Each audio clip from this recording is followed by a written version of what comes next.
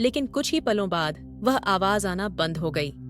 तभी अचानक से जय ने नीचे पड़े टूटे हुए कांच के टुकड़ों में से एक पीस उठाया और उस पेड़ के तने पर कांच के टुकड़े से अपने और अभिनव के नाम के फर्स्ट लेटर्स लिख दिए। जय ने पेड़ पर उस कांच को खरोचते हुए कहा, अभिनव, अब यह दिन हमें हमेशा याद रहेगा। उसके इतना बोलते ही उस पीपल के पेड़ की डालियां जोर जोर से हिलने लगीं और कुछ ही सेकंड्स में एक बड़ी सी टहनी सीधा आकर जय के सर पर गिरी और जय वहीं बेहोश हो गया। यह देखकर अभिनव का नशा मानो एक सेकंड में चूर हो गया हो। वह जल्दी से जय के पास गया और उसे होश में लाने की कोशिश करने लगा।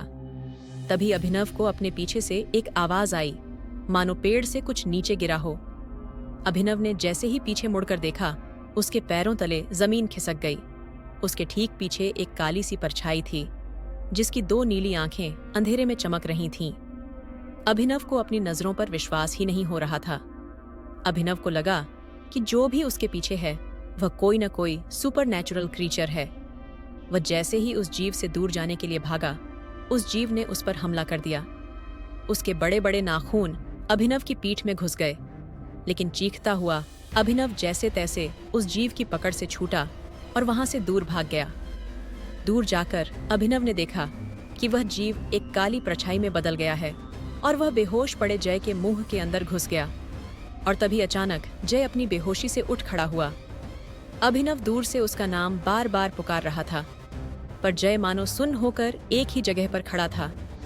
उसकी आंखें पूरी तरह से नीली पड़ चुकी थीं और वह बस वहां एक पुतले की तरह खड़ा था। तभी अचानक से जय जमीन की तरफ झुका और उसने वहां पर पड़े टूटे हुए कांच का एक टुकड़ा उठा लिया और अपनी शर्ट फाड़कर अपनी छाती पर उसी कांच के टुकड़े से वह जय लिखने लगा, ठीक वैसे ही जैसे उसने उस पीपल के पेड़ पर लिखा था। ये सब देखकर अभिनव की रूह कांप गई थी।